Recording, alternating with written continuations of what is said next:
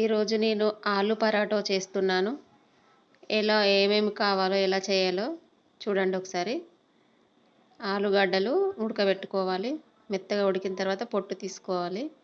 తీసుకొని ఇలా మెత్తగా చిదుపుకోవాలి. మెత్తగా చేసిన దాన్ని అరకేజీ గోధుమ పిండి తీసుకున్నాను.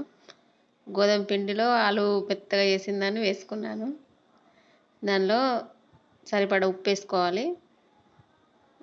ఉల్లిగడ్డలు చిన్న చిన్నగా కోసుకొని ఒక 2 ఉల్లిగడ్డలు కోసుకొని వేసుకున్నాను. పచ్చిమిర్చి చిన్న చిన్న కోసుకొని పచ్చిమిర్చి వేసుకున్నాను.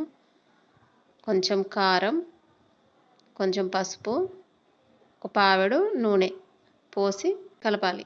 కొంచెం నిమ్మరసం, ఒక సగం హాఫ్ నిమ్మరసం పిండి కలుపుకున్నాను. కొన్ని వాటర్ పోసుకుంటా మన చపాతీ పిండిలాగా కలుపుకోవాలి. పిండి ఇలా ముద్ద కలుపుకున్న తర్వాత ఒక 5 మినిట్స్ పిండిని నాననివ్వాలి. నిమిషాలు పిండి నానిన తర్వాత ఇలా ముద్ద తీసుకోవాలి. ఇంత సైజు ముద్ద తీసుకొని చపాతీ లెక్క చేసుకోవాలి. పెనం మీద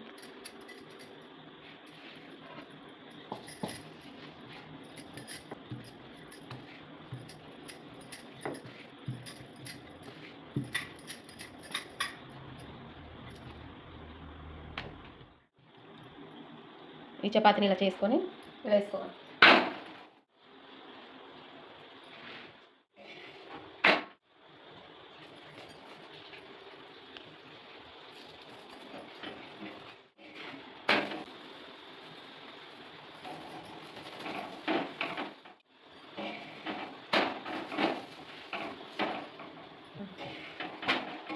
తీసేయాలి. కాలింది చపాతీ.